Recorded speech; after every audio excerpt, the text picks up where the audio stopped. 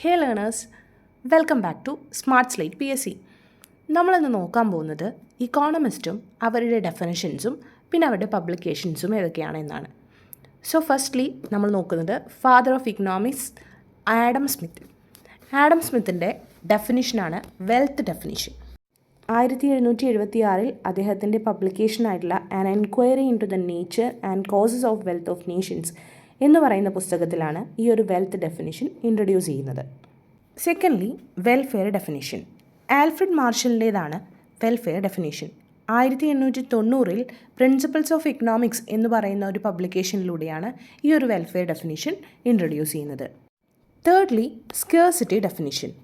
Lionel റോബിൻസിൻ്റെ 1932 an essay on the nature and significance of economics എന്ന് പറയുന്ന പബ്ലിക്കേഷൻസിലാണ് സ്കേഴ്സിറ്റി ഡെഫിനിഷൻ ഇൻട്രൊഡ്യൂസ് ചെയ്യുന്നത്. ആൻഡ് ഫൈനലി, പോൾ എ സാമുവൽസണിൻ്റെതാണ് ഗ്രോത്ത് ഡെഫിനിഷൻ.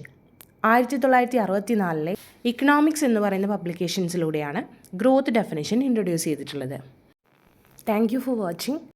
വീഡിയോ നിങ്ങൾക്ക് ഇഷ്ടമാവുകയാണെങ്കിൽ നിങ്ങളുടെ സുഹൃത്തുക്കൾക്ക് ഷെയർ ചെയ്യുക, ചാനൽ ഒന്ന് സബ്സ്ക്രൈബ് ചെയ്യുക, നിങ്ങളുടെ വിലയേറിയ അഭിപ്രായങ്ങൾ കമൻറ്റ് ചെയ്യുക.